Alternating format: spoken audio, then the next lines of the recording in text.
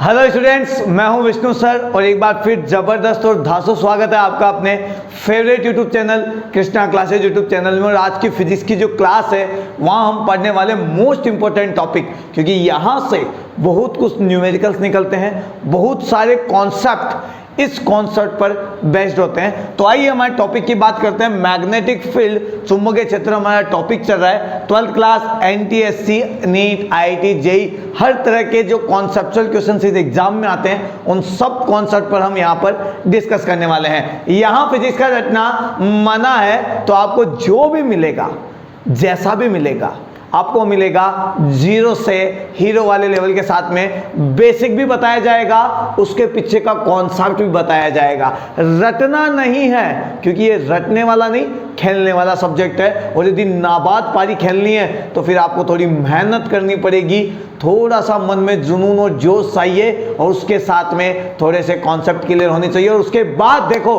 कैसे फिजिक्स को हम धोबी पछाड़ देते हैं। आगे मेरी बात समझ में? तो आइए बात करते हैं आज के हमारे टॉपिक की, motion of a charge in magnetic field, चुंबकीय क्षेत्र में गति।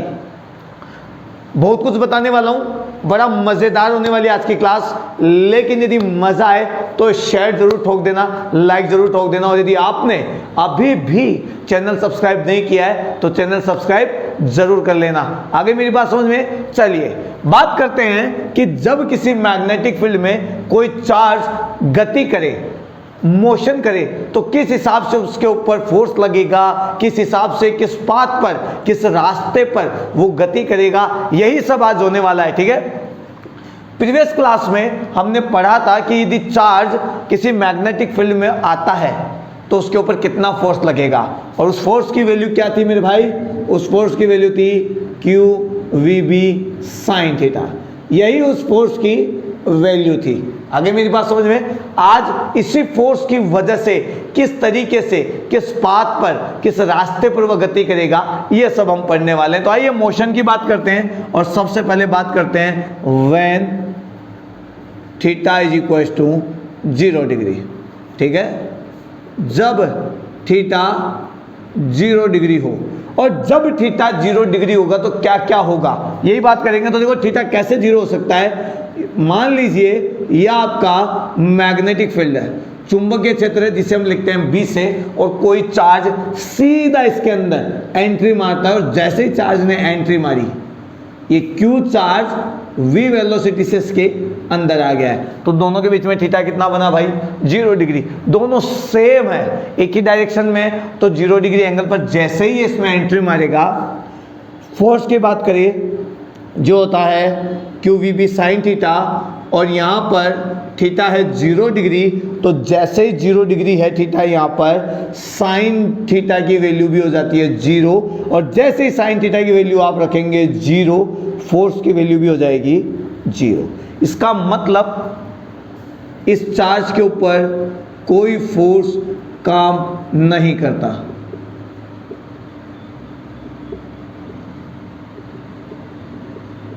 कोई बल नहीं लगता। और जब कोई बल नहीं लगेगा, कोई फोर्स नहीं लगेगा, तो ये क्यों अपने रास्ते से क्यों हिलेगा, अपने रास्ते से क्यों भटकेगा? तो ये क्यों अपने रास्ते से कभी नहीं हिलेगा। जिस रास्ते पर ये गति कर रहा है उसी रास्ते पर ये चलता जाएगा, चलता जाएगा, चलता जाएगा। आगे मेरी बात समझ में? याद रहेगा। तो जैसे ही ये मैग्नेटिक फील्ड में, चुंबकीय क्षेत्र में एंट्री मारता है, तो एंट्री मारने पर इसके ऊपर फोर्स लगना चाहिए, बट इसका एंगल 0 डिग्री होने की वजह से, मैग्नेटिक फील्ड के सेम डायरेक्शन में होने की वजह से, इसकी वेलोसिटी, इसका वेग ये बी के डायरेक्शन में होने के कारण इसके ऊपर कोई फोर्स नहीं लगता। कौन सा फोर्स? मैग्नेटिक फोर्स बोल दीजिए या लोरेंज फोर्स बोल दीजिए। ठीक है, फिलहाल मैग्नेटिक की बात चल रही है, तो यहां पर आएगा मैग्नेटिक फोर्स नहीं लगेगा। और जब मैग्नेटिक फोर्स नहीं लगेगा तो ये अपने रास्ते से कभी हिलेगा भी नहीं। तो ये अपने रास्ते से नहीं हिलेगा, तो ये सीधी लाइन में, सीधे स्ट्रेट लाइन में मोशन करता हुआ रहेगा। तो इसकी गति किस पर होगी? स्ट्रेट लाइन पर होगी। तो यहां पर मैं लिख सकता हूं, it will move on a straight line. Along straight line लिख देता हूं, along straight line in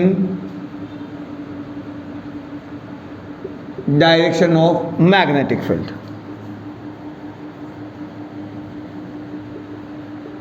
magnetic field, तो यह चुंबकीय क्षेत्र में सरल रेखा में गति करेगा, सरल रेखा में गति करेगा। ये लीजिए, आगे मेरी बात समझ में आपको कोई दिक्कत है? मेरे हिसाब से नहीं आएगी, ठीक है। आइए आगे बात, देखिए ये तो था थीटा जीरो हो, जब थीटा जीरो नहीं हो तब क्या हो। जब थीटा जीरो नहीं होगा तो कोई और वैल्यू होगी। तो मैं सबसे पहले बात करता हूं केस सेकंड की, when theta equals to 90 degree, जब थीटा बराबर 90 डिग्री हो। और जब थीटा 90 डिग्री होगा तब क्या होगा। तो सबसे पहले उस केस की बात करते हैं कि किस तरीके से ये मोशन कर रहा है। ये मैग्नेटिक फील्ड है, एक चुंबकीय क्षेत्र है, मैं मान लेता हूं, ये लीजिए, है ना, यूनिफॉर्म मैग्नेटिक फील्ड, एक समान चुंबकीय क्षेत्र है। इसका मतलब मैग्नेटिक फील्ड यानी B की वैल्यू कांस्टेंट है, सेम है। जब B की वैल्यू कांस्टेंट है और आपका जो चार्ज है वो v वेलोसिटी से इसमें एंट्री मारता है, ऐसे v वेलोसिटी से q चार्ज एंट्री मारता है, तो एंट्री मारता है तो एंगल कितना बनता है भाई, 90 डिग्री बनता है। और जब 90 डिग्री बनता है तो फोर्स इज इक्वल टू हो जाएगा q vb साइन थीटा, जहां पर थीटा होगा 90 डिग्री और साइन 90 की वैल्यू होती है भाई 1, तो फोर्स इज इक्वल टू लगेगा q vb।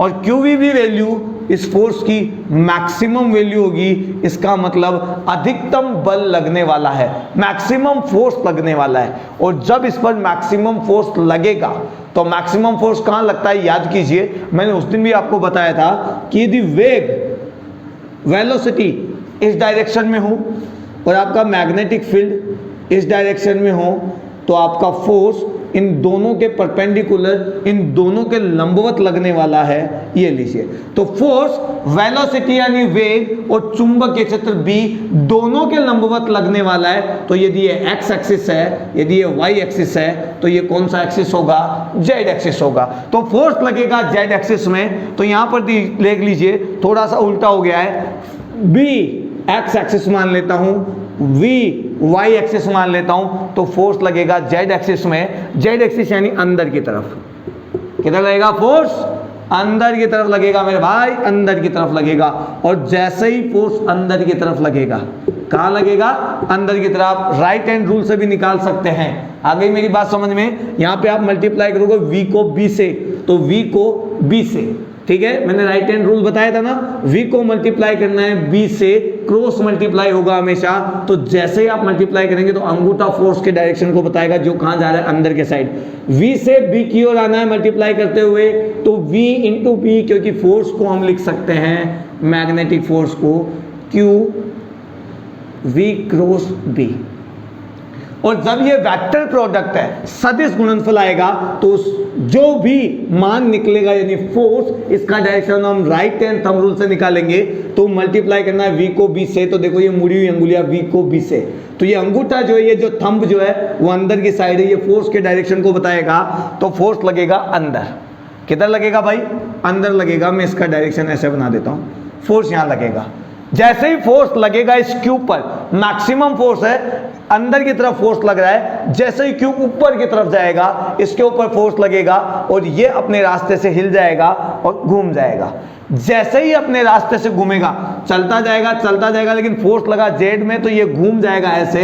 और जैसे ही अपने रास्ते से घूमेगा, ये एक सर्कुलर पाथ पे मोशन करेगा। किस पर, सर्कुलर पाथ पर। तो फिलहाल ये डायग्राम में मिटा देता हूं आपके लिए और यहां पर बना देता हूं मैं किस तरह गति करेगा। तो जैसे ही अपने रास्ते से हिलेगा, क्योंकि फोर्स यहां पर मैक्सिमम है, तो ये अपने रास्ते से हिलेगा जरूर। और जैसे अपने रास्ते से हिलेगा, ये ऐसे जाता हुआ ऐसे घूम जाएगा, ऐसे ऊपर जाता हुआ जेड की साइड जाएगा।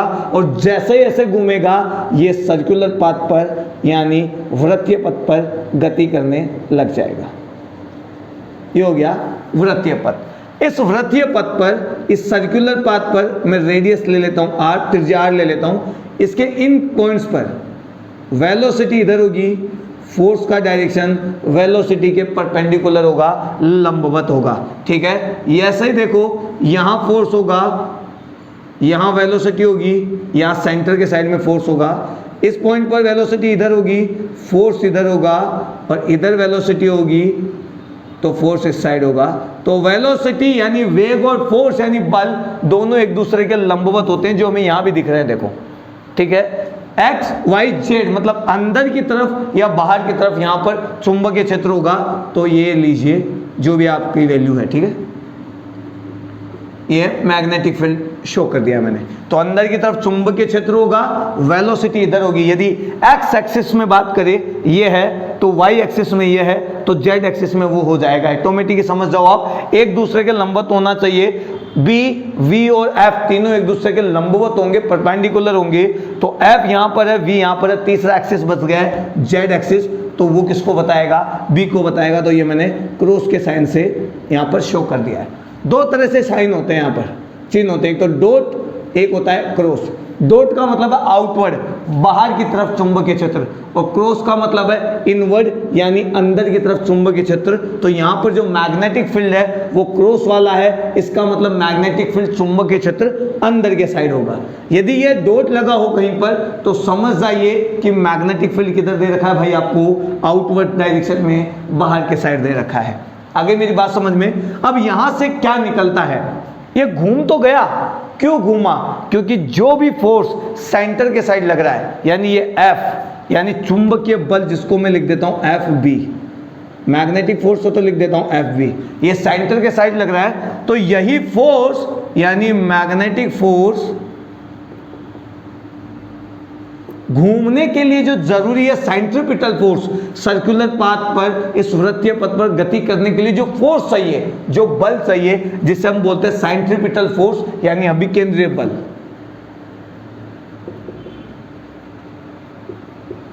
वो देने वाला है। सेंटर के साइड जो भी फोर्स लगता है वही फोर्स हमेशा सेंट्रीपिटल फोर्स देता है। तो मैग्नेटिक फोर्स यानी चुंबकीय बल FB, यहां पर सेंट्रीपिटल फोर्स यानी अभिकेंद्रीय बल, इसको हम कौन सा बल बोलते हैं? अभिकेंद्रीय। हिंदी मीडियम, इंग्लिश मीडियम, कोई भी मीडियम क्यों, आपको सबको समझ में आ जाना चाहिए। तो अभिकेंद्रीय बल, यह मैग्नेटिक बल है, आप सब जानते होंगे इसको। चुंबकीय बल, तो चुंबकीय बल मैग्नेटिक फोर्स ही सेंट्रीपिटल फोर्स प्रोवाइड करवाएगा, घूमने के लिए जरूरी आपके लिए जो अभिकेंद्रीय बल है वो देगा।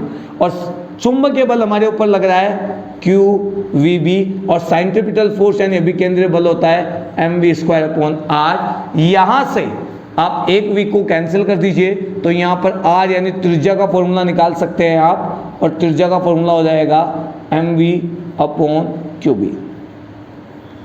ये तुम्हारा रेडियस का फॉर्मूला है भाई, रेडियस ऑफ पाथ,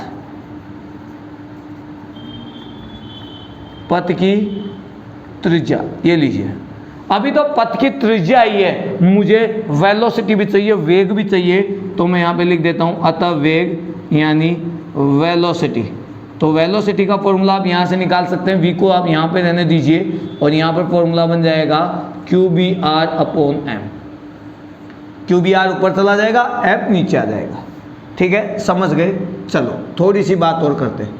चूंकि ये सर्कुलर पाथ के ऊपर घूम रहा है भाई, ये वृत्तीय पथ पर गति कर रहा है, सर्कुलर पाथ पर गोल गोल घूम रहा है, तो जब भी कोई ऑब्जेक्ट, कोई वस्तु सर्कुलर पाथ पर घूमती है, जब वृत्तीय पथ पर गति होती है, तो हमेशा वेग आता है कोणीय वेग।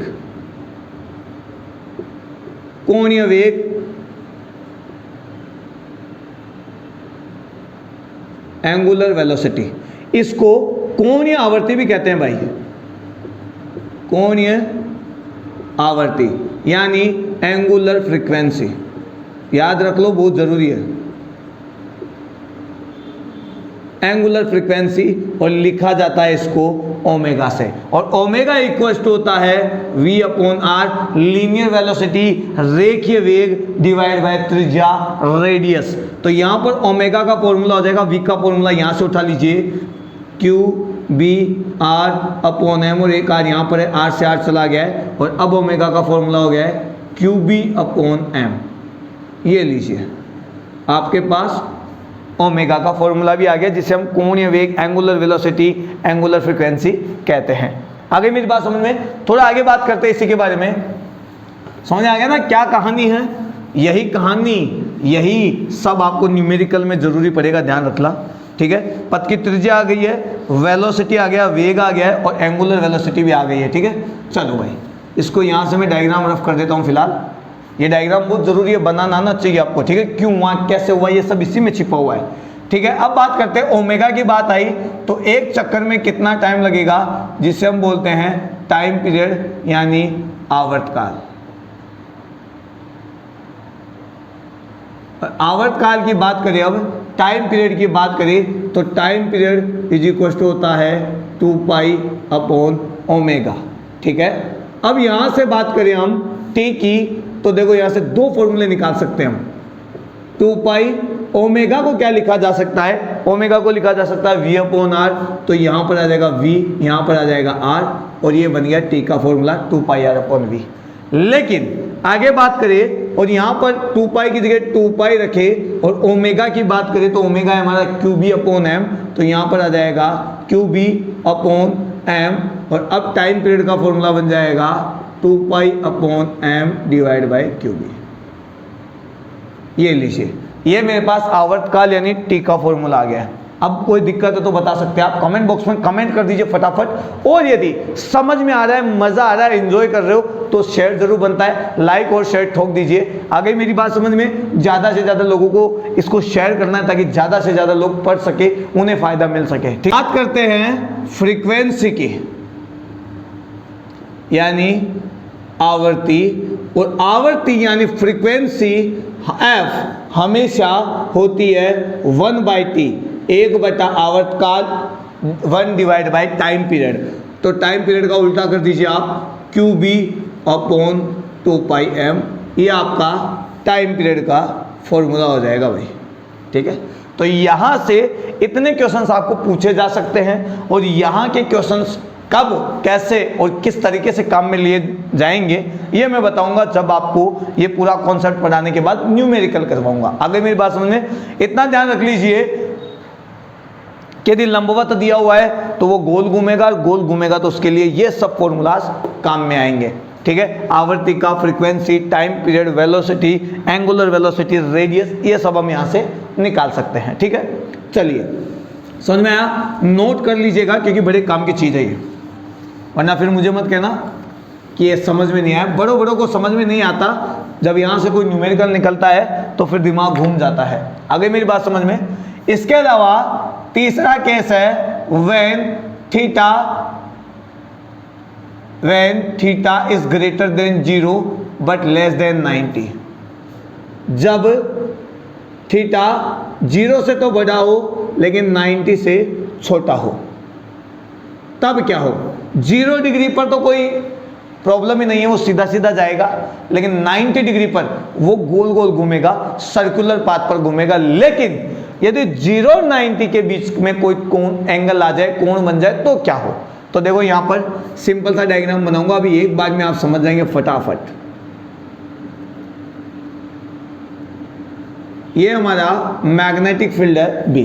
अब की बार जो भी हमारा चार्ज है क्यू, उसने एंट्री मारी ऐसे, v वेलोसिटी से q चार्ज ने एंट्री मारी और इसने यहां पर एंगल बना दिया थीटा। तो जैसे ही यहां पर एंगल बनाया, इसके दो घटक हो गए, एक तो इस साइड हो गया, v वेलोसिटी से मारा एंट्री, तो ये बन गया v कोस थीटा। दो कंपोनेंट हो गए भाई, एक हो गया v कोस थीटा, एक हो गया v साइन थीटा, दो वेलोसिटी बन गई। अब ध्यान से देखना, ये वाली वेलोसिटी जो इसके पैरेलल में सेम डायरेक्शन में है, वो तो इसको सीधा लेकर जाएगी, ठीक है। 0 डिग्री एंगल वाला जो भी वेलोसिटी है, वेग है, वो इसको सीधा सीधा गति करवाएगा, सीधा सीधा ये मोशन में चलेगा। लेकिन जो 90 डिग्री पर है, वो इसको गोल गोल यानी सर्कुलर पाथ पर घुमाएगा, वृत्तीय पथ पर गति करवाएगा, जैसे अभी हमने यहाँ पर देखा। यहां पर दो वेलोसिटी है तो दोनों मिलकर कंबाइन एक साथ मिलकर इसको मोशन करवाएंगे, तो ये वाली वेलोसिटी तो इसको आगे लेकर जाएगी सीधा, लेकिन ये वाली वेलोसिटी इसको घुमा देगी और ये ऐसे घूम जाएगा और इस तरीके से स्पाइरल पाथ पर, कुंडलिनी पथ पर गति करेगा, ऐसे घूमता घूमता आगे जाएगा। आगे मेरी बात समझ में? इसको बोलते हैं कुंडलिनी पथ, स्पाइरल पाथ।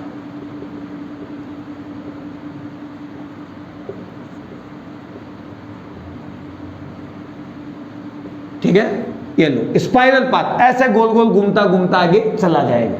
लेकिन इसमें देखो क्या क्या आया है। सबसे पहले घूमने के लिए वही सेंट्रीपिटल फोर्स जरूरी है आपका, तो अभी मैंने यहां पर वेलोसिटी का जो फॉर्मूला निकाला था वो था QVB equals to mv square upon r, यहां से निकाला था हमने और v से v कैंसिल कर दिया था, और हमारा formula QB upon mv r बना था और v का फॉर्मूला आया था मेरे पास QB r अपॉन m, यही फॉर्मूला आया था। मैं रेडियस की बात करूं r की, तो r का फॉर्मूला यहां से क्या बनता है, mv अपॉन QB। ठीक है, यहां तक तो सिमिलर है, सब कुछ पहले जैसा है, लेकिन यहां पर देखो रेडियस की बात चल रही है और त्रिज्या ऐसे नापी जाएगी। जब मैं यहां पे ऐसे दोबारा बना देता हूं, ये ऐसे जाकर यहां से जाकर यहां तक जाकर फिर आगे बढ़ गया है, तो जो रेडियस है वो यहां से यहां तक नापी जाएगी r।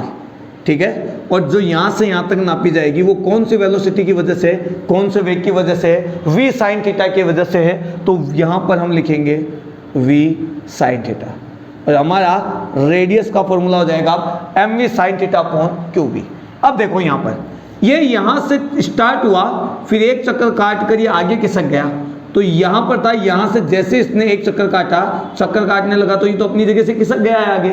एक तो वो अपनी जगह पूरा चक्कर करता, एक ये अपना चक्कर पूरा करने लगा तो उस पॉइंट पर नहीं आया, थोड़ा आगे खिसक गया है। कितना खिसक गया है इसको मैं लिख देता हूं x से, और इसे बोला जाता है pitch.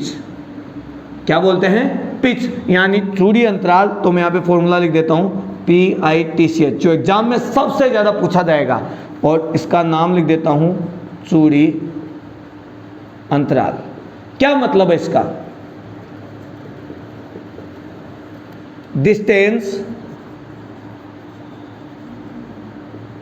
Travel by A charge, और ऑब्जेक्ट भी कह सकता हूं मैं, चार्ज और object in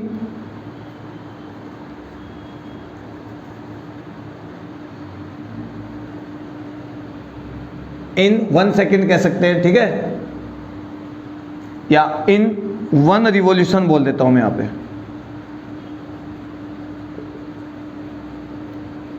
along the magnetic field,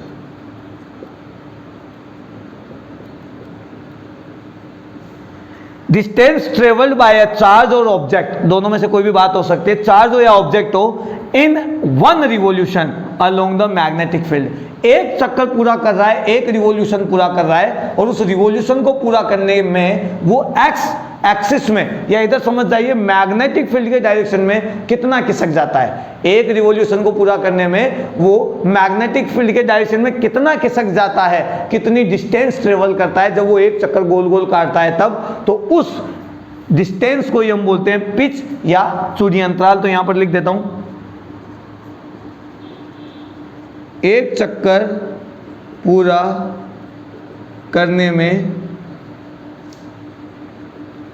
चुंबकीय क्षेत्र के अनुदिश चली गई दूरी,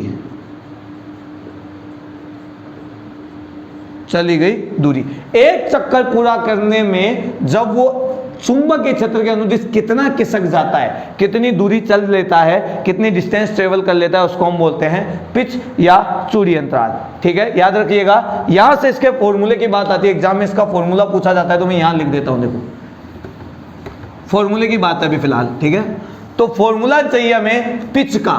पिच यानी डिस्टेंस, यानी दूरी, यानी चूड़ी अंतराल, और पिच का फॉर्मूला चाहिए तुम्हें, दूरी बराबर होता है वेलोसिटी इनटू टाइम, वेग इनटू समय। तो x पिच है मेरा, वेग इस एक्सिस में इधर वाले में कौन सा वेग था, तो मैंने अभी आपको बताया था जब s से जाता है v तो यहां पर एंगल बनाता है थीटा, एक वेग इधर आता है v कोस थीटा और एक इधर आता है v साइन थीटा।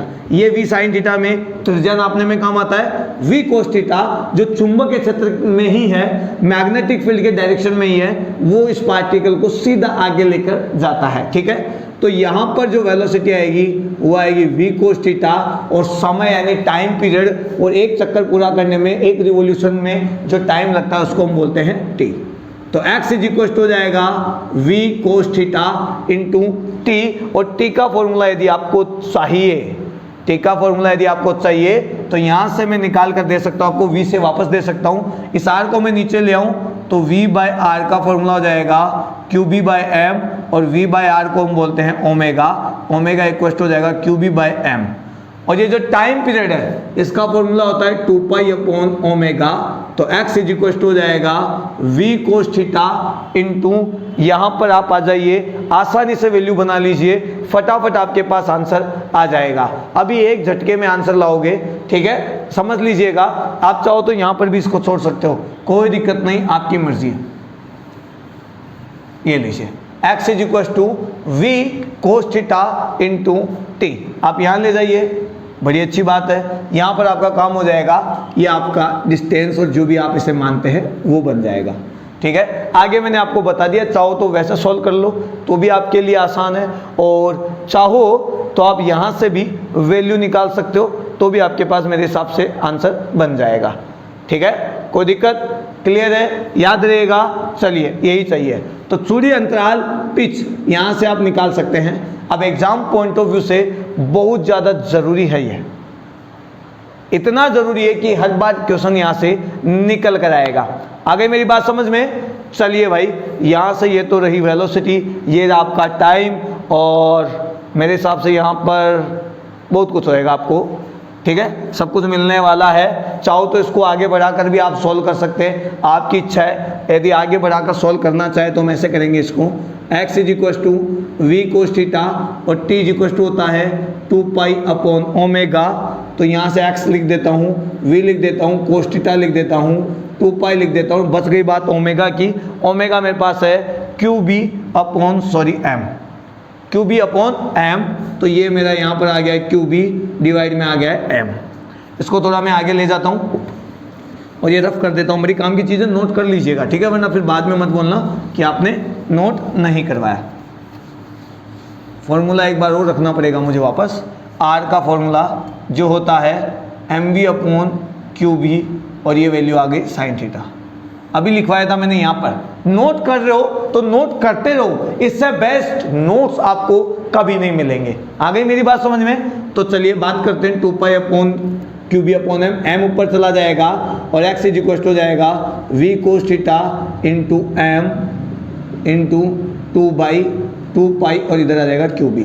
इस m और v को यदि मैं इकट्ठा करूं तो mv अपॉन QB इंटू 2 पाई बनेगा। और यहाँ से देखो mv अपॉन QB को मैं क्या लिख सकता हूँ, r divide by sine theta हो जाता है यहाँ से mv अपॉन QB। यहाँ पर रख दीजिए उठा के, तो यहाँ पर बनेगा r अपॉन साइन थीटा। अभी ये कोस थीटा और बचा हुआ है बेचारा, इसको यहाँ लिख देता हूँ। यहाँ पर आ जाएगा 2 पाई और ये आ जाएगा कोस थीटा। तो क्या मैं इसको ऐसे लिख सकता हूँ, r कोस थीटा को मैं नीचे लाकर लिख देता हूँ sine theta divide by cos theta, और इधर लिख दूंगा 2 पाई। ये कोस थीटा वापस ऊपर चला जाएगा तो वापस यही निकल कर आएगा, लेकिन यहाँ से एक आसान फॉर्मूला बनेगा। देखो 2 पाई r sine theta divide by cos theta होता है टेन थीटा, और यही हमारा x यानी पिच का फॉर्मूला होगा।